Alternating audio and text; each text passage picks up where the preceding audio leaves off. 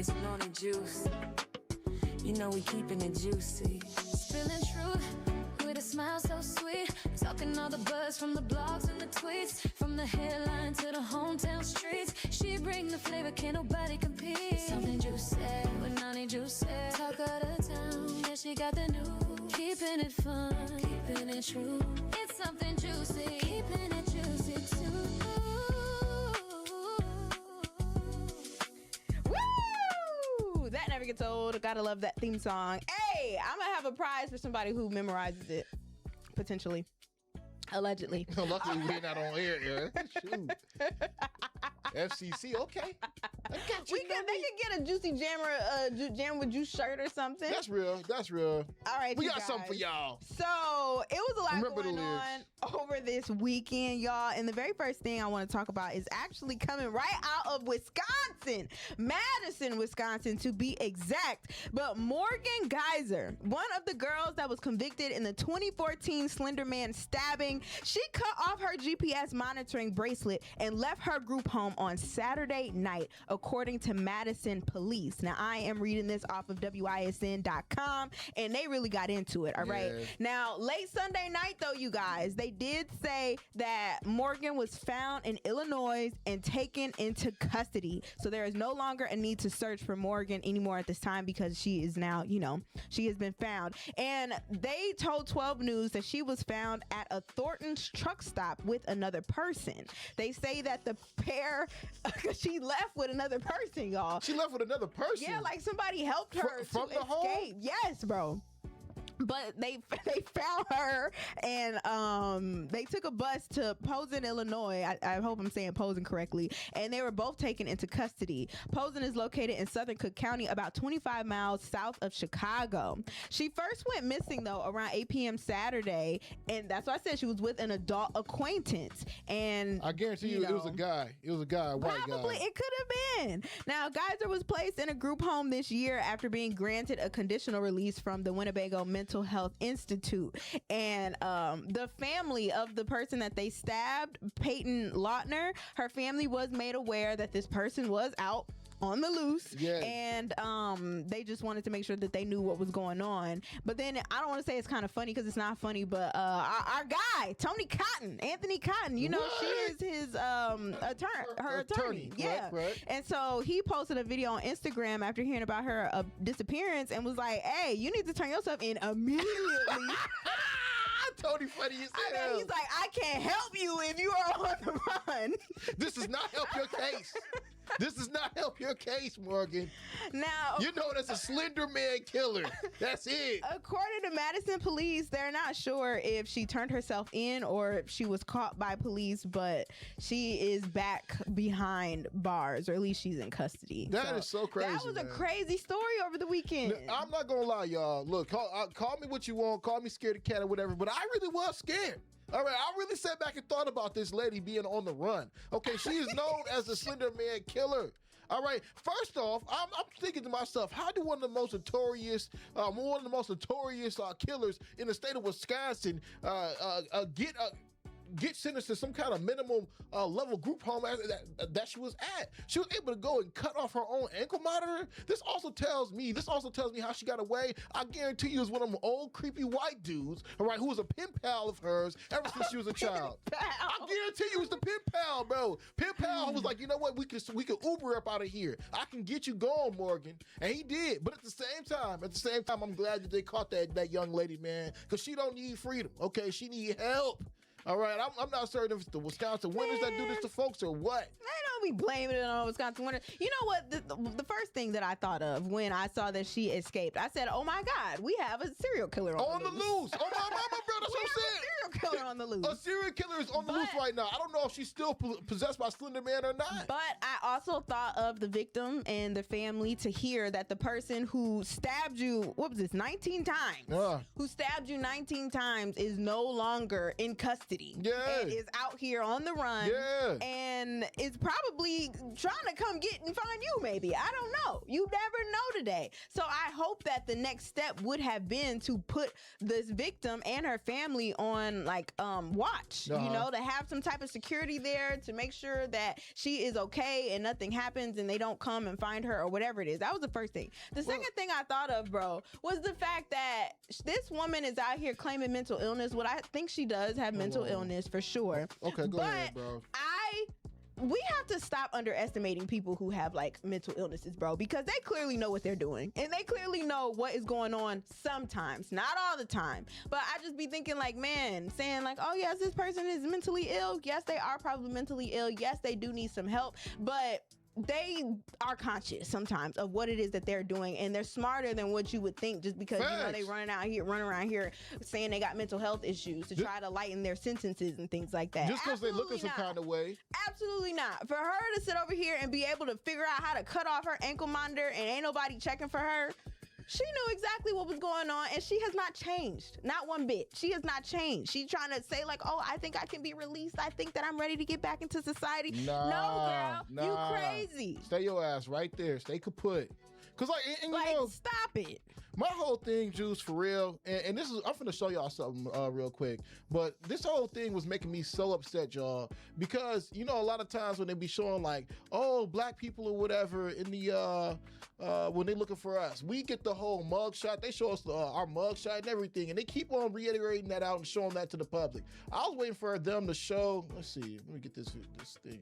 What is it? A picture of her? Yeah, it's this picture. I was sad. I was mad they kept showing this picture of her. Hold on, y'all. Well, that's the picture of her escaping. Nah, fam. Well, it is. But at the same time, I'm thinking to myself, dog, I don't want to see her looking nice. I want to see the mug shot they got of this young lady. Bro, she do not look nice in this picture. Well, it looks to me that she may be a child of a disability, so to speak. So I feel like... So you feel bad for her? I don't feel bad for her, but there's people out there... The picture you're saying that they try to use and try to put up makes you feel a little bit differently about what it is that they did. You know, if they look a little bit more on the mentally ill side, you might, have some sympathy for them a little bit and say they didn't know what they were doing. It's perfectly fine and da-da-da. But no, they 100% know what they are doing. Okay?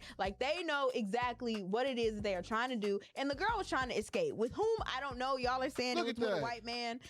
Maybe it was with a white man. Look at her cut. You know what I'm saying? This is her cut. They say she got mental illness and stuff, but really this will make me just feel sad for her. You know what I'm saying? I'm like, nah, man. If this is really the serial killer, the Slender Man killer that y'all proclaim her to be, where's the real mugshot at, man? That's what I was looking for. And it's when black people be going through stuff, and we have a lot of mental health issues, but we don't ever get the sympathy for that. We don't get no sympathy for having mental health issues. We won't get no kind of sympathy.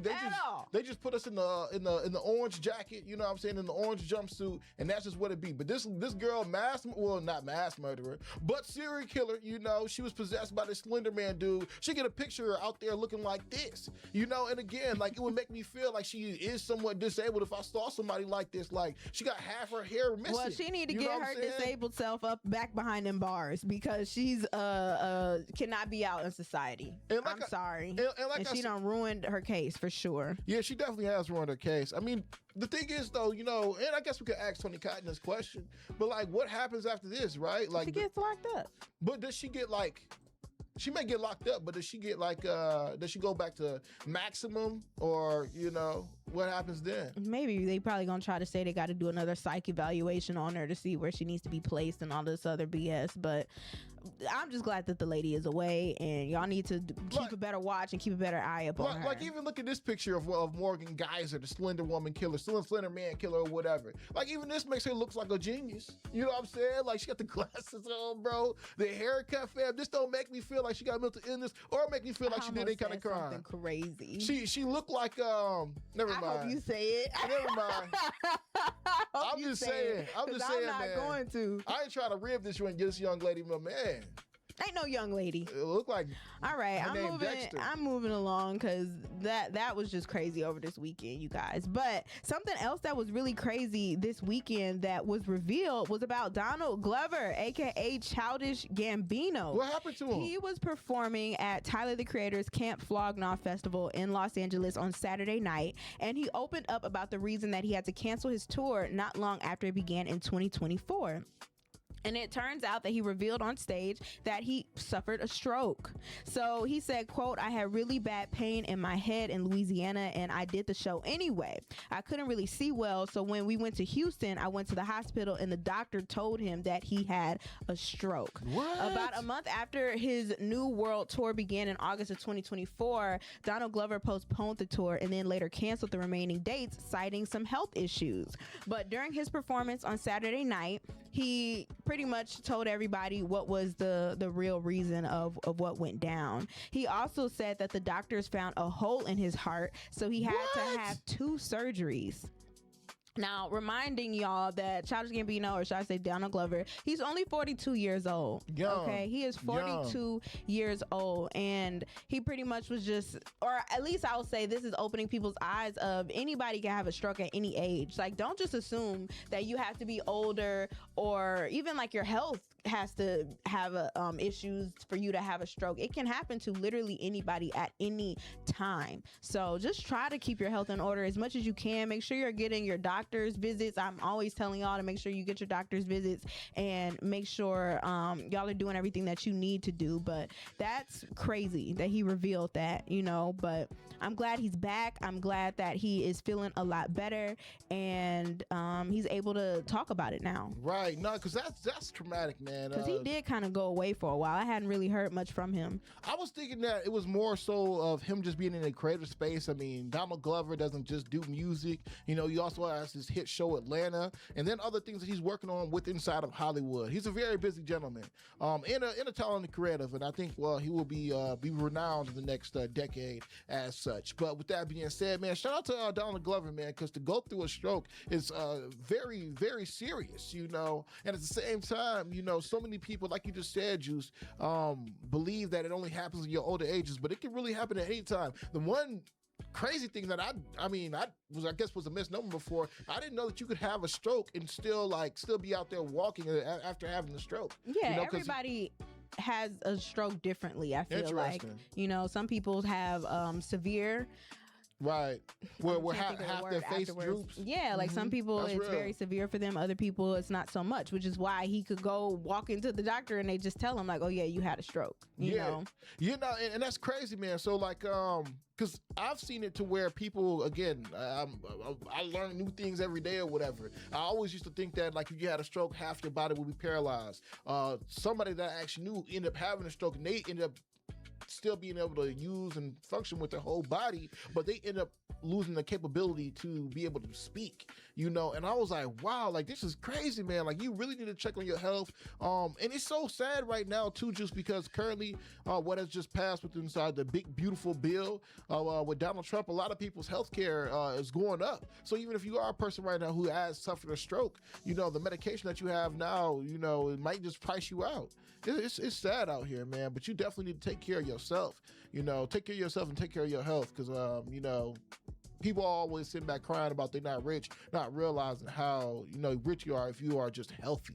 Right. So. Shout out to Kawanda, who said, "I'm a walking testimony myself. Thank God for full recovery." And amen to that. Shout out to you, Kawanda. Hey, Kawanda, I just want to throw this out there too. I will be in your neck of the woods in the next like 2 weeks or so. So I'm gonna be down there in Florida. All right, the Florida Keys. Holla at your boy. All right, let's move on to this story about the mother of Kenneka Jenkins. Do y'all remember Kenneka Jenkins and the tragic story that happened in Chicago about 6 years ago? Do you remember that? I remember it vividly. It tore me up. tore me up. Yes, well, her mother, Teresa Martin, is finally speaking out nearly 6 years after her daughter was found dead inside a walk-in freezer at the Crown Plaza Hotel near Chicago. And she's saying that during the original investigation, she felt pressured, silenced, and pushed into saying things that she didn't fully understand. In a recent Facebook post, she described being held in hotel rooms for hours along with relatives until they agreed to give statements authorities were looking for. She said, quote, "They promised answers about my daughter's death, but those promises were never kept." She says she doesn't even know what happened to Kenneka's belongings, her phone, shoes, clothes, even her hair items. She believed she could have been offered more insight about what truly happened that night that her daughter vanished. Now, if you guys remember, Kenneka's death was officially ruled an accident, but many in the community never accepted that explanation, all right? And I was somewhat one of them.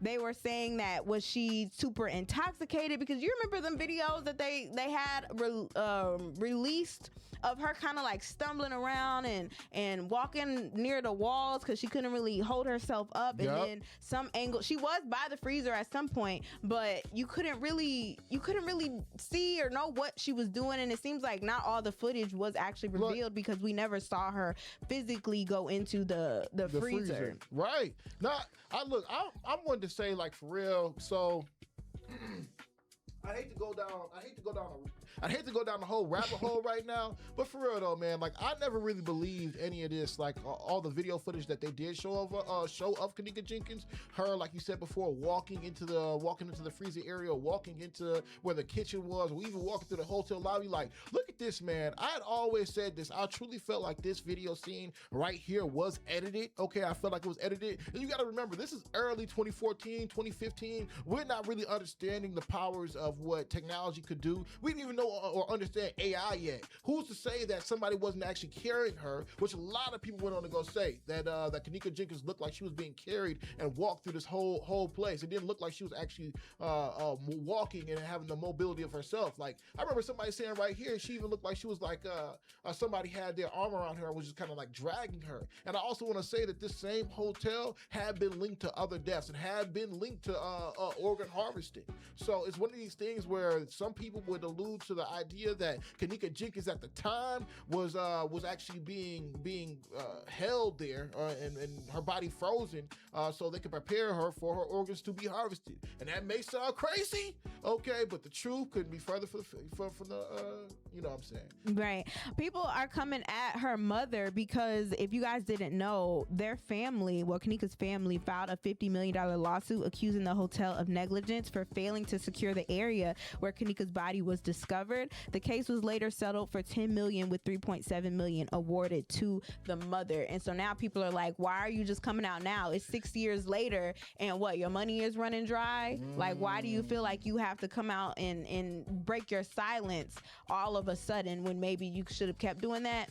I'm not gonna say I agree with that necessarily, because I couldn't imagine being a mother and having to lose your daughter in the way that you lose her and not really have the answers, or not really fully trusting and believing in what you might feel deep down in your heart or in your gut that was true or could have been true. You know, I'm not gonna say, oh, it's just because she's running out of money or whatever it is, but I am just gonna say, when this story came out, I was 100% invested, and I was looking at all of the different videos people had coming out and think pieces, and they thought that it was one of the friends before that wasn't paying attention, and everybody was looked at as a suspect in this situation. But I hope that one day the truth is 100% revealed, so the family can have rest and they can have peace in the fact that it has been solved, it has been resolved, because something still doesn't sit right with me that they're saying that she did this to herself. So I know they're saying that,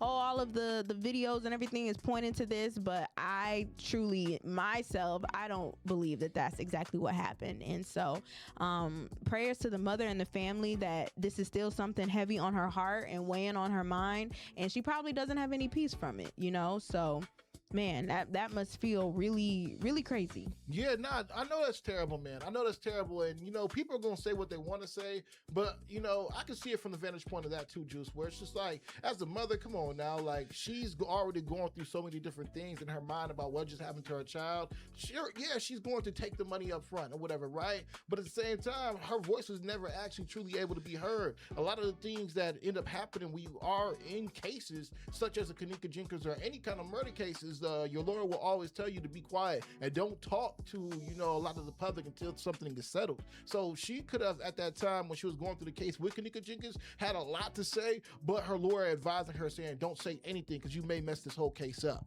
So I see completely why Kenneka Jenkins' mom never actually spoke up then, but I can see why she's speaking up now. And it's important, man. We should bring back up the case of Kenneka Jenkins. There's no way the whole internet was up in an uproar. Like, honestly, imagine if that same scenario happened today in 2025. I guarantee you the internet would have done this digging and we would have actually found out what truly happened to Kenneka Jenkins. But because the technology that we have at the tips of our fingers was so early, you know, was so early on or whatever, we didn't have what we have today. We couldn't really do what we could do today. So all I'm saying is justice for Kenneka Jenkins. I don't believe that we know the truth of what happened to her story at all. All right, you guys, that was something juicy. What? That was it? Yeah. I feel like, I don't know. I think I'm just geeked up and ready to talk some more. I think you are. It's like 7:50. But we're going to take a little pause for the pause. We're going to take a little pause for the cause and take a juice break, you guys. But when we come back, we got to talk Summer Walker. All right, Summer Walker. What she done, man? Is in the news for some headlines that is not necessarily the best, maybe, for her image. You know what I'm saying? Being caught, quote unquote, begging to be a side chick. It's kind of crazy out here. So let us know how y'all are feeling in the chat so far. If you heard about the story, but if not, I'm going to give it to you when we come back.